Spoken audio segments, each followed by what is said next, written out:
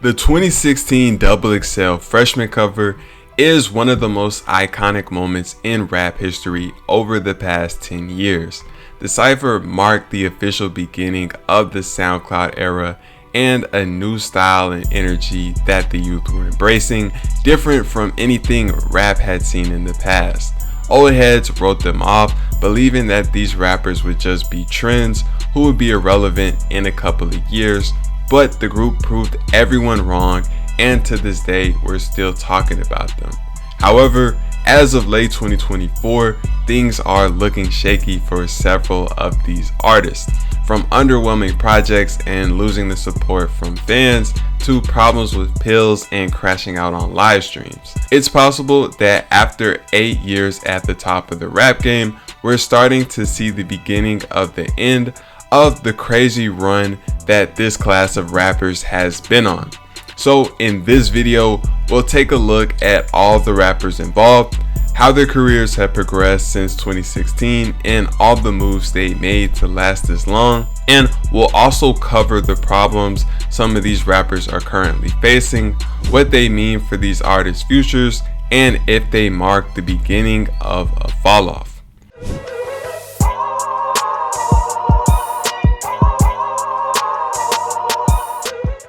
When people mention the 2016 XXL freshman cover, the majority of the time they're talking about one particular cypher, and more specifically in this cypher, they're talking about Lil Yachty, Lil Uzi, 21 Savage, and Kodak Black.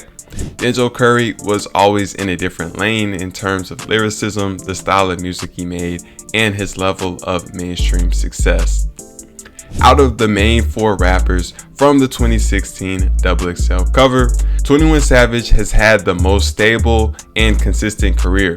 Following the XXL cover, he dropped Savage Mode, a project with the songs No Heart and X, 2 huge early hits of his. The next year, he followed these up with Bank Account and was also featured on Post Malone's song Rockstar, another huge hit that's now certified diamond and has 1 billion views on YouTube. In 2018, he showcased his growth as an artist and a person, dropping I Am Greater Than I Was, a solid album with the hit song A Lot featuring J. Cole, serving as the biggest example of this growth and even earning him a Grammy. The biggest hiccup in his entire career came in 2019 when he was detained by ICE and had the news revealed that he was actually from the UK. This produced all types of jokes and criticisms from the internet, claiming that he wasn't really street, but in the end, this just ended up bringing more attention and fueling his career, and he even played into it, putting the Royal Guard in one of his music videos. His first album after the ICE situation was Savage Mode 2, and the album was his biggest release up to that point, doing 170K first week. He developed a relationship with Drake and even ended up giving him the song Knife Talk, which would become one of Drake's biggest hits in recent years. The two of them also teamed up on the collab album Her Loss, another huge project. 21's most recent project, American Dream, did 130K in first week sales in an era where big artists are struggling to do 100K. So 21 Savage has been popping his whole career and hasn't ever experienced a slump or a moment where things were shaky and people speculated about him falling off. Now in late 2024, over 8 years from the XXL cover, he's still extremely relevant with no signs of slowing down. If 21's had the most stable career out of this class, Yachty's been the most unstable. He was red hot in 2016 with tracks like Minnesota and Broccoli, but after this year he began experiencing problems. His next project, Teenage Emotions, flopped and his career was looking shaky in 2017. The year after, he dropped Lil Bo 2, delivering more bangers and re-establishing himself. Then 2 years later, he dropped Lil Bo 3 in 2020 and flopped again. But this same year, Yachty made a power move in his career by embracing the Detroit sound early on and collaborating frequently with Detroit and Flint artists. eventually dropping a project titled Michigan Boy Boat, completely dedicated to the Detroit sound.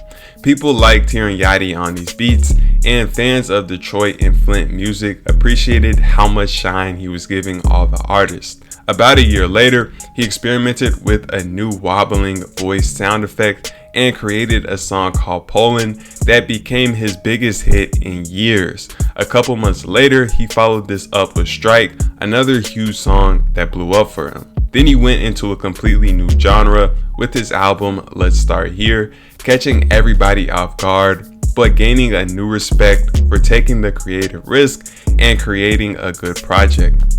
His most recent album was a collaboration with James Blake titled Bad Cameo, also in the alternative genre.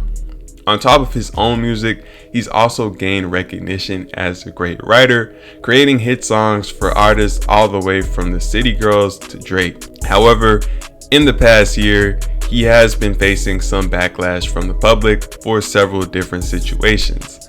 One time, he caught heat for criticizing newer artists with the same types of judgments people threw at him when he was coming up. Another time, he got pushed back for attacking fans online for not embracing one of his artists. Most recently, he self-destructed his podcast over another situation involving internet backlash.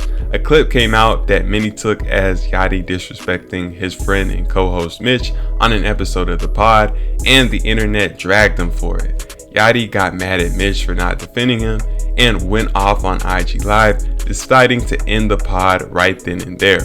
So, despite earning a new respect in recent years, Yachty has also been getting a new type of hate over his opinions and the way he's been acting. But despite the backlash on the internet, Yachty's still relevant, and 8 years later, his career is in a strong place. Uzi was arguably the biggest star out of this entire batch, and following the cover, he went on a crazy run with hits like XO Tour Life and The Way Life Goes. In 2017, he was one of the top rappers in the game in terms of popularity, but after Love Is Rage 2, he disappeared. He dropped 2 huge songs, Sanguine Paradise and New Paddock, and teased Eternal Take, but nobody had any idea when it was dropping. Then in March of 2020, nearly 3 years after Love Is Rage 2, Uzi surprise dropped Eternal Take. Fans had been waiting forever, leading to the highest first week numbers of any of his albums at 288,000 units. Uzi would follow this up with the deluxe version the next week, driving up numbers even more. Despite the success of the album, Uzi would receive some criticism from his fans who wanted the quote-unquote old Uzi back and a return to his 2016 sound.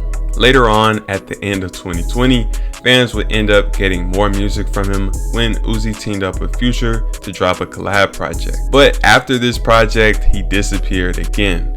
He dropped a couple singles and a short EP, but took his time when it came to dropping the next project. In late 2022, he dropped a song called Just Wanna Rock that blew up on TikTok after it became the sound for a viral dance. In June of 2023, Uzi dropped the Pink Tape, experimenting with multiple genres with hip-hop, alternative, and punk rock tracks featured on the album. The album didn't get the response Uzi was looking for. Some liked it, but it left a lot of people disappointed. Most recently, Uzi dropped Eternal Take 2 in early November, and the album completely flopped, with basically everybody agreeing that it was a bad project. There is some speculation floating around about if Uzi just threw some songs together to drop an album and get out of his deal, but even if this is true, his career has been on the decline for the past couple of years, and unless he drops a big hit or a great project, it looks like he's on pace to continue sliding away from his prime in the 2016 to 2018 era. And if nothing changes, although he'll continue to have decent numbers relative to other artists, it'll be safe to say he fell off from his prime. The years following 2016 have been a constant roller coaster for Kodak Black. In 2017, he had a record year, dropping his debut album Painting Pictures, as well as huge hits like Tunnel Vision and Roll in Peace. In 2018, he dropped another commercially successful project with Dying to Live. This album featured the song ZZ featuring Travis Scott and Offset, a viral hit that peaked at number 2 on Billboard Hot 100.